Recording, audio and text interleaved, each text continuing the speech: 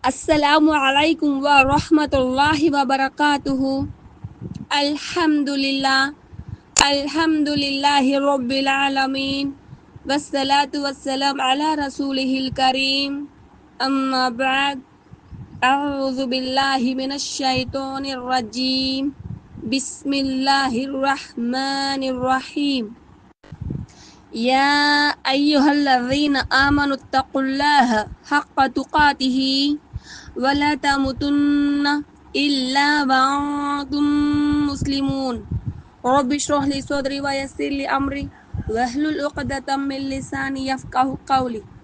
Rabbi zidni ilma. Allahumma faqihna fid din. Amin ya rabbal alamin. Today Islamia పాఠం గురించి నేర్చుకుందాం ఇన్షాల్లా. టుడే తౌహీదే అస్మా వ సిఫాత్. మనం తౌహీద్ అంటే ఏమిటి, తౌహీదే రుబూబియత్ అంటే ఏమిటి, తౌహీదే ఉలుహియత్ అంటే ఏమిటి గ్రహించాము.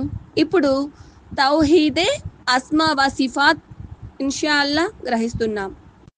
ఇక్కడ తౌహీదే అస్మా వ సిఫాత్ అంటే అల్లాహ్ సుబ్హానహు వ తఆలా స్వయాన తన గురించి మరియు ప్రవక్త అల్లాహ్ గురించి ఏ పవిత్ర నామముల ఉత్తమ గుణముల గురించి తెలిపారో వాటిని విశ్వసించుట.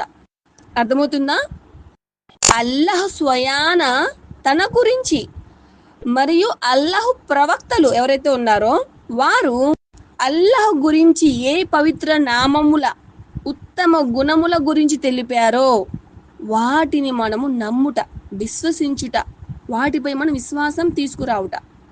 అంటే వాటిని అల్లాహ్కు తగిన రీతిలో ఏ మాత్రం తహరీఫ్, తత్తీల్, తక్యీఫ్, తమ్సీల్ లేకుండా నమ్ముట తౌహీదే అస్మా వ సిఫాత్ అన్నమాట. ఇక్కడ నేను 4 విషయాలు మీకు బోధపరిచాను. ఏంటది? తహరీఫ్, తఅతీల్, తక్యీఫ్, తమ్సీల్. మొదటి విషయం గ్రహిద్దాం. తహరీఫ్. తహరీఫ్ అంటే ఏ ఆధారము లేకుండా గుణనామాల భావాన్ని మార్చుట, తారుమారు చేయుట చేయకూడదు. తర్వాత తఅతీల్ అంటే అల్లాహ్ గుణాలన్నిటినీ లేదా కొన్నిటిని తిరస్కరించుట, అల్లాహ్ను నిరాకారానిగా భావించుట కూడా ఇక్కడ చేయకూడదు. ఏమిటి? అల్లాహ్ యొక్క గుణాలన్నిటినీ లేదా కొన్నిటినైనా సరే తిరస్కరించుట చేయకూడదు. అలాగే అల్లాహ్ను నిరాకారునిగా భావించడం కూడా చేయకూడదు. తర్వాత 3వ పాయింట్ తక్యీఫ్. తక్యీఫ్ అంటే అల్లాహ్ గుణాలను మాట, ఊహ ద్వారా ఏదైనా ఒక రూపం ఇచ్చే ప్రయత్నం కూడా మనం చేయకూడదు. అర్థమవుతుందా? తక్యీఫ్ అంటే ఏమిటి? అల్లాహ్ గుణాలను మాట, ఊహ ద్వారా మనం ఏదైనా ఒక రూపం ఇచ్చే ప్రయత్నం అందులో మనం చేయకూడదు. తర్వాత తమ్సీల్. తమ్సీల్ అంటే అల్లాహ్ గుణాలను సృష్టి గుణాలతో పోల్చుట లేదా సృష్టి గుణాల మాదిరిగా ఉంటాయని విశ్వసించుట కూడా మనము చేయకూడదు. ఇలా తహరీఫ్, తఅతీల్, తక్యీఫ్, తమ్సీల్ ఈ 4 విషయాలలో మనము ఎక్కువ తక్కువలు చేయకూడదు. ఒకటేమిటి? తహరీఫ్, తఅతీల్, తక్యీఫ్, తమ్సీల్. ఏ ఆధారం లేకుండా అల్లాహ్ యొక్క గుణ నామాల భావాన్ని మార్చడం, తారుమారు చేయడం చేయకూడదు. దానిని తహరీఫ్ అంటారు. తర్వాత అల్లాహ్ గుణాలన్నిటినీ లేదా కొన్నిటిని తిరస్కరించుట లేదా అల్లాహ్ను నిరాకారునిగా భావించడం కూడా చేయకూడదు. దానిని తఅతీల్ అంటాం. తర్వాత తక్యీఫ్ అంటే అల్లాహ్ గుణాలను మాట, ఊహ ద్వారా మనం ఒక రూపాన్ని కల్పించే ప్రయత్నం అనేది మనము చేయకూడదు. దీనిని తక్యీఫ్ అంటాం. తర్వాత తమ్సీల్ అంటే అల్లాహ్ గుణాలను సృష్టి గుణాలతో పోల్చకూడదు అన్నమాట. అలాగే సృష్టి గుణాల మాదిరిగా ఉంటాయని మనము విశ్వసించకూడదు. ఇది తమ్సీల్. మనం ఇప్పుడు కొన్ని ఎగ్జాంపుల్స్ చూద్దాం ఇన్షాల్లా. పవిత్రుడైన అల్లాహ్ సుబ్హానహు వ తఆలా అల్ హయ్యు అని తన నామాన్ని తెలిపారు. అయితే ఇక్కడ అల్ హయ్యు అల్లాహ్ నామాల్లో ఒకటి. అది మనం విధిగా తెలిసిందే. ఇంకా ఆ పేరులో ఉన్న భావాన్ని మనం ఏం చేయాలి, విశ్వసించడం కూడా మనకు విధిగా ఉంది.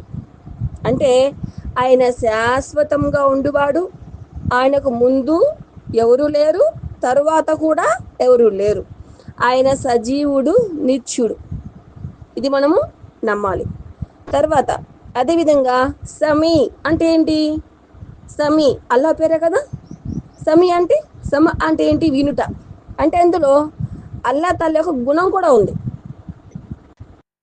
అవునా కదా. సమీ సమీ అనేది అల్లాహ్ పేరు.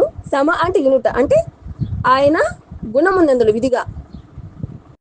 ఆయన అన్నిటినీ వినేవాడు అని చెప్పేసి మనము విధిగా నమ్మాలన్నమాట. అయితే రిఫరెన్స్ చూడండి, సూరా 5వ సూరా 64వ ఆయతను గ్రహించండి. అల్లాహ్ చేతులు కట్టివేయబడి ఉన్నాయి అని యూదులు అన్నారు. నిజానికి వారి చేతులే కట్టివేయబడ్డాయి. వారు అన్న ఈ మాట మూలంగా వారిని శపించడం జరిగింది. నిజానికి అల్లాహ్ చేతులు 2 విశాలంగా ఉన్నాయి. తాను తలుచుకున్న విధంగా ఆయన ఖర్చు పెడుతున్నాడు. అంటే అల్లాహ్ తనకు 2 చేతులు ఉన్నవని, అవి విచ్చలవిడిగా ఉన్నాయని తెలిపాడు. అంటే ఆయన వాటి ద్వారా తన ఇష్టానుసారం అనుగ్రహాలు నొసుగుతారు. అయితే అల్లాహ్కు 2 చేతులు ఉన్నాయని, వాటి ద్వారా అనుగ్రహాలు నొసుగుతున్నాయని విశ్వసించడం మన విధిగా ఉంది.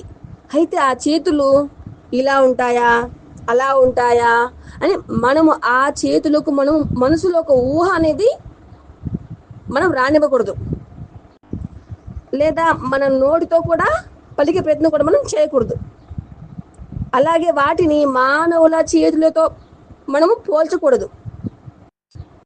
ఎందుకంటే అల్లాహ్ సుబ్హానహు తాలా షూరాలో 42వ సూరా 11 ఆయతులు ఆదేశించారు.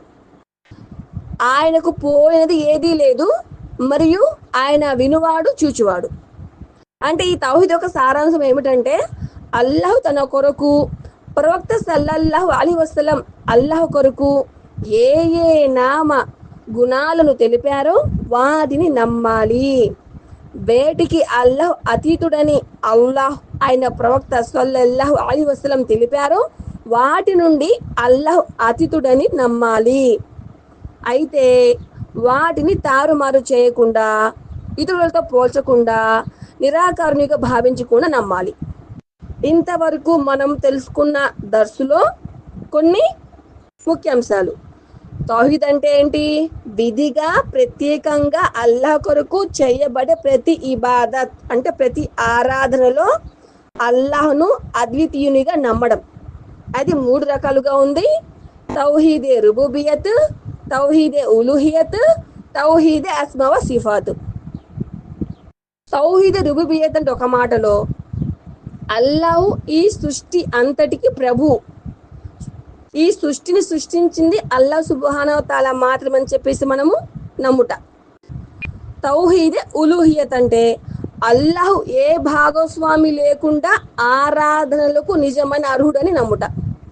తౌహీదే అస్మా వ సిఫాత్ అంటే అల్లాహ్ స్వయాన తన గురించి మరియు ప్రవక్త అల్లాహ్ గురించి ఏ పవిత్ర నామముల, ఉత్తమ గుణముల గురించి తెలిపారో వాటిని విశ్వసించుట.